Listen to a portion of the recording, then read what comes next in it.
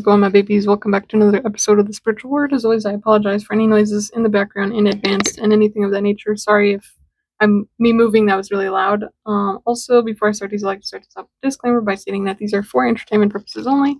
Always do your own research to come to your own conclusions, to have your own answers, to make your own decisions, and I believe in your ability to do so and to be your own person. And before I get into today's episode, these are on Spotify, Apple Podcasts, anywhere you can find podcasts. And I also have a video version of the podcast on YouTube. They're both named The Spiritual Word. I'm your host, Jackie. I upload Monday through Friday at 8 p.m. Mountain Time. And if science, psychology, spirituality, self-help, and philosophy are things you're interested in, then I recommend subbing or following. Those are my main 5 topics. So, today's episode is going to be another refinement on how to create your own reality. So, I always talk about Bashar's formula because to me, Bashar's formula is the easiest one that I've ever understood.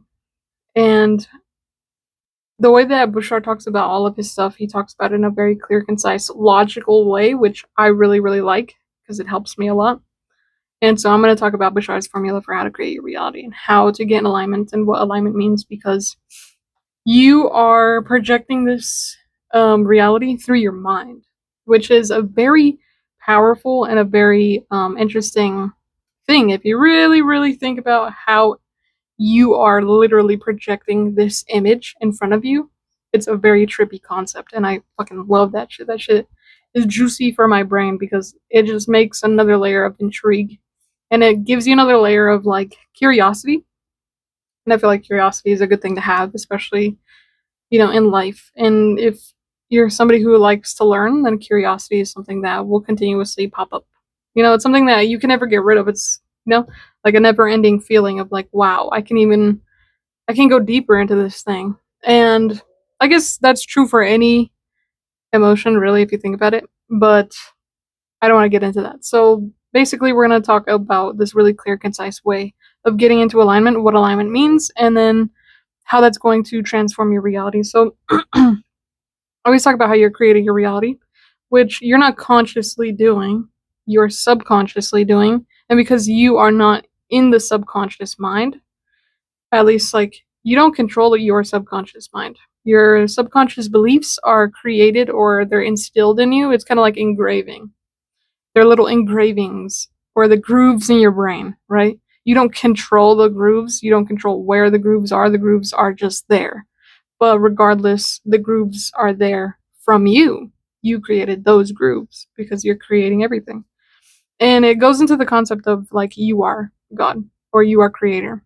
Now that doesn't mean that you're gonna pull something out of thin air and say it was in your inventory this whole time. You know what I mean? So that's what I mean when I say that you're creating a reality. It's not like waving a magic wand and then boom, you have it right there. Which I feel like if you have such a strong belief of things or of the fact that you create your reality, I genuinely think that could happen. I just don't think that we're at the state of evolutionary consciousness to where that is a manifesting thing. So you're just observing what's already manifested, and a lot of the times you're not really aware that what is being manifested is something that you're projecting. And what is you... Hold on, let me backtrack on my words. How you're projecting is based off how you feel. So how to be in alignment is to feel good, because the more good you feel, the more good your reality will feel. And not even in some type of observer type of way, because you can talk about perception, getting into this, but if you're projecting this feeling of I feel good, I feel good, I feel good, I feel great, I feel even more amazing, I feel out of this world, I feel so untouchable, your reality will reflect that within 3 days of you doing that. And the way that you form a habit is through 30 days. So I recommend doing this for at least 30 days where you feel like you are untouchable. Because the better you feel, the more the reality will bring you a reason to feel good. And the reason for that is because, like I said, you're projecting this reality. So whatever's going on internally will be reflected externally. And so if you feel bad internally, you will reflect that on your outside. And not in the form of perception, not in the form that your glass is half empty, so it's half empty. You know what I mean? It's like you see the glass half full, you feel that the glass is half full, and slowly the glass will become more filled because you are the one in control. Your subconscious is the one that's actually controlling this reality, not the other way around. A lot of people think that we're just observing and collecting evidence, and this reality is an objective reality. But reality is based off of perception, and reality is based off of what actual elevation and vibration and frequency, radio vibration you're at. So, you can have clashing beliefs, but that will ultimately stop you from actually projecting something that you want to be seeing, something that you want to manifest. And because you don't necessarily know yourself as well as you think you do. You know what I mean? Like, you could have a random fear that you don't even know is a fear until something shows up in your reality and you're like, oh my God, I didn't know that was a fear. New fear unlocked. You know what I mean? So you don't even really know yourself that well. So in that regard, that's where you need to understand that you're not physically just pulling shit out of your inventory. Your subconscious is pulling shit out of its inventory. And if your subconscious has contradictory beliefs, like if you thinks that, oh, I do create this reality, but in your subconscious mind, you're like, nah, then that's what's going to be reflected. And so if you practice just simply feeling excited, if you practice feeling excited for 3 days, your reality will show you that there's reasons to be excited. Like, I did this for like a week, and then I got a random text message from one of my friends who I had not talked to in like 3 years, asked me if I want to go to a concert with them for free, and they will pick me up from my house. And I was like, what the heck? Like, no freaking way. That's so cool. Like, that's so random. And I was like, yeah. I didn't even care who was playing at that point. I was just like, yeah, I'd love to go to a concert. And then afterwards, I bought this person food, and this person caught me up on their life, and I caught them up on my life because we hadn't seen each other in like 3 years. So that was a very exciting thing for me because I love this person, and I was like, oh my gosh, like I haven't seen you in so long. This is gonna be a really good excuse because this person has kids, and I'm like, it's an excuse for you to get away from your kids, and it's an excuse for me to see you without any distractions or interruptions. Like, it's a good bonding time. And so that happened. And then I just continued to be in this excited feeling. And when I looked at my timestamp, it was 7:56. I continued to be in this excitement, and I got a random paycheck that was like delayed for a really long time for no reason. Like, this was a check that I was supposed to get that I didn't get on time.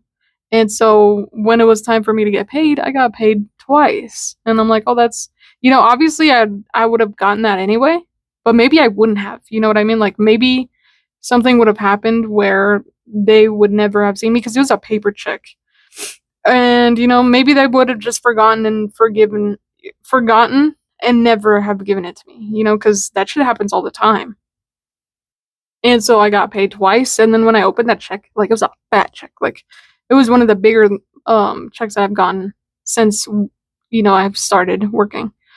And then I just tried to continue this feeling of feeling happy and feeling good and having no limitations, right? Because fear is what limits you and what closes you out to the possibility that is being a human being and having like creative passions or having multiple friends or like going out and making friends or like going out and making memories with people that you already have in your life and stuff like that. And a lot of the times I feel like fear and sadness is a really limiting thing because now you don't want to do those things, and it's a very like, no, I'm scared, I don't want to do those. And so, and then I just kept feeling good and feeling good and feeling good, and I noticed that I got literally yesterday, I got a random message from somebody that I used to talk to back when I was going to school. And it's been like 7 years since I've gone out of school. And one of the people that I went to school with messaged me literally yesterday. And the last time that they texted me, it had been 2020, 2022. So it was 2 years ago. I didn't answer because me and this person do not have a good relationship. And my form of protection is just to, like, if I don't want to be your friend, I'm not gonna tell you why I don't want to be your friend, because I don't think that that's necessary, and I don't think that it's that deep. And if I do tell you that I don't want to be your friend, you're gonna think that, oh well, these are the reasons. What if I just change the reasons? Then you know will want to be my friend, but that doesn't change the fact that I don't want to be your friend. So I just don't answer these types of people. Like, usually if I'm not friends with people, it's for a reason. So I just didn't answer for those last 2 years, and then they text me yesterday, literally yesterday, and at the exact time that I got on Discord, because that's where they text me on, and I was just trying to play with my friends and stream because, I'm trying to be in this alignment, this flow of life that, like, I'm excited to wake up and I'm excited for the next day. So I got up, did my stream, me and my friend are talking, and then I get a random, like, notification, and it's this person asking if we can talk. And that just, like, made me realize that the universe has its own way of checking to see if you're gonna fall back into old behaviors and old patterns. Because normally when people text me and I haven't talked to them for a long time, I'm like, maybe they're a changed person, maybe, like, a part of me wants to give them a chance, because I'm like, too open-hearted. I wouldn't say that, like, I'm a good person or that I'm super duper nice or anything like that, but, like, I'm open heart-wise. And when your heart is open, you attract a lot. And that also includes negativity. Like, naturally, you're going to be attracting everything. And so that in my mind, that was a way to visually see the reflection of this reality that I am attracting all of these things and all these opportunities and being in alignment. So I want to teach that to you guys. And basically, it is to feel good, because you don't know what's in store for you. You don't have a perception of what your life could be in 30 years. You don't have that ability. Like, I can't read the future as much as I teach you guys how to use time to your advantage and loop back to yourself, and you'll get intuitive hints and stuff like that. But there's not, like, a clear map that someone just hands you and they're like, I'm from the future, here's my map. Go do with this information what you will. Like, no one's doing that. You know what I mean? And if they are, they can't do that because they'll mess with the fabric of time. Because I'm a fucking sci-fi nerd, and they will mess with the fabric of time. And even if somebody, this is my little sci-fi take. So, if I went back in time to my reality, it wouldn't be the same reality that I'm sitting in right now, because I'm here. My here and now would be going back in time. So I'd be going back in time in a different version of myself. It wouldn't be the same me, because I'm currently doing that. You know what I mean? Like, the only way to mess with time is to intuitively give yourself hints about the past or about the future. And so if you're physically going to a different dimension, it would be a different reality. Like, it would be a me, but it would be a different version of me, because there's an infinite possibility, or an infinite amount of, quantum mechanics and quantum science and shit like that, and the multiverse and shit like that. So besides that, how you get into alignment, how you create this experience, or how you want. So most people, this is what they don't get. They want to manifest like $1 billion trillion. They want to manifest like whatever the fuck they want. Excuse my profanity, but they don't even realize what they want. You know what I mean? Like, most people, they don't know what they want. And even if you say you do, even if you say it's $1 million, that wouldn't be true, because you would be a hustler. You know what I mean? Like, people who really are motivated by money, they'll go out and make it. And I'm not saying that to be a fucking asshole. And I'm not saying that to be a prick. And I'm not saying that to be a fucking piece of shit. And, everybody has their own challenges and their own shit that they face. Like, you could be addicted to money, but you're just like, you can't because you're on disability or something like that. Or because you're a veteran. Or because, some bullshit happened to you as a kid that now doesn't make that real for you. So, like, that's not what I'm saying.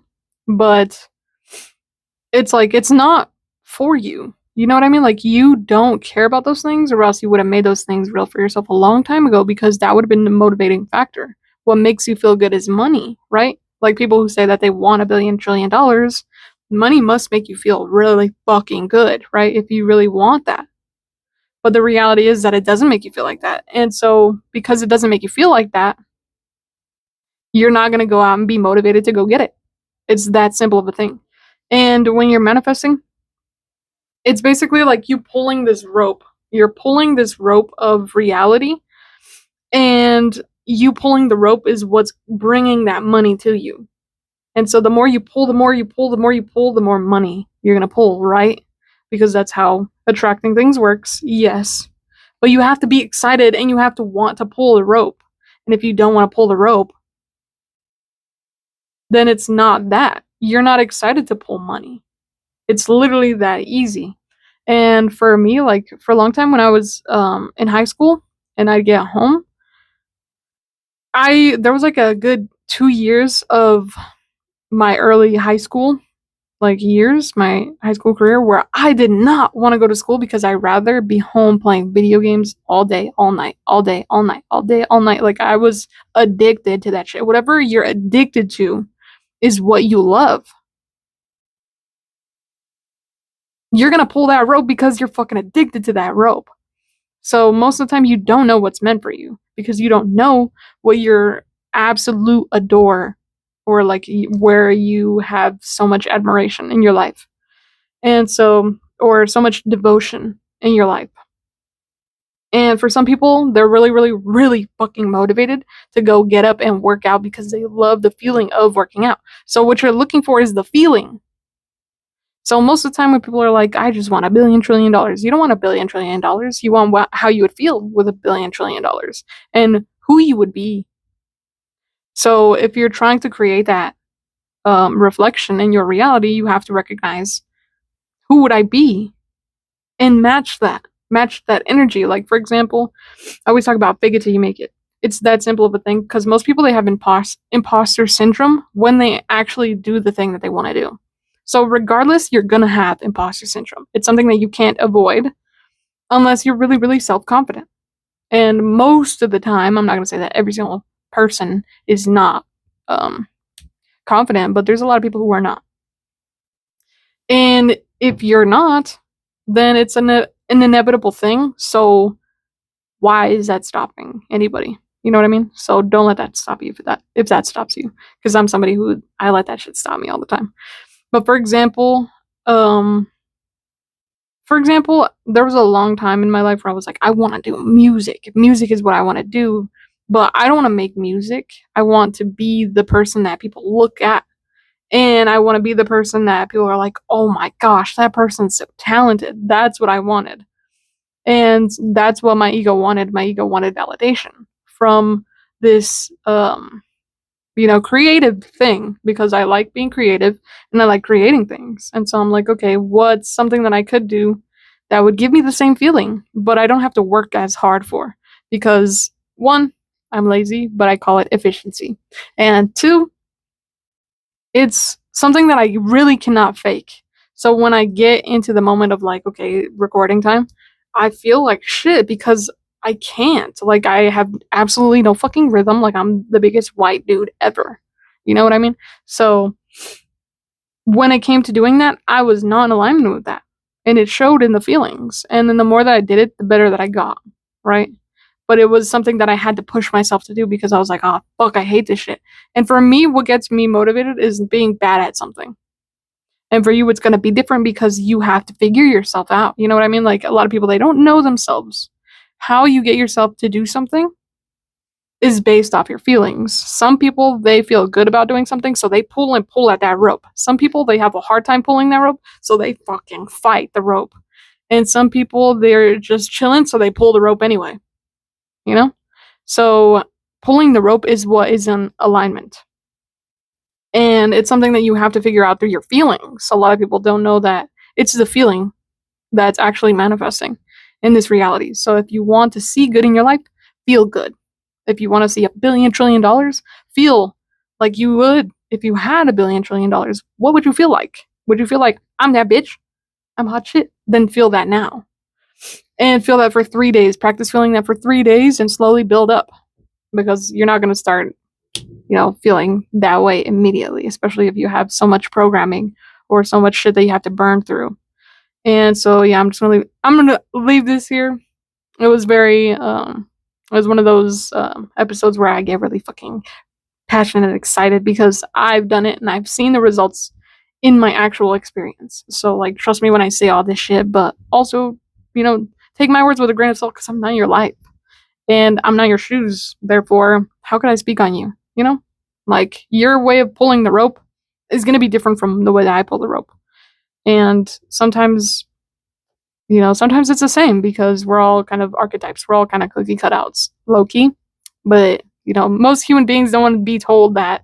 Most people are like, no, you're unique, but we're genuinely kind of copy paste of each other, especially in the regards of feelings because we can only have so many, like we have a lot of colorful combinations, but at the end of the day, someone's bound to have the same combinations. Anyways, I hope that this was helpful in any way, shape, and form. I'm not saying that you're not unique because you are and beautiful. But besides that, I hope that this was helpful. And if it was, or if it wasn't, I hope that this was entertaining. And I'll see you. I'm going to end this here. And I think that's all that I have. So I'll see you in the next one. Thanks for tuning in and tapping in. I love you and I appreciate you for being here. Without me, there would be no you. Without you, there'd be no me. And yeah, I'll see you in the next one. Peace.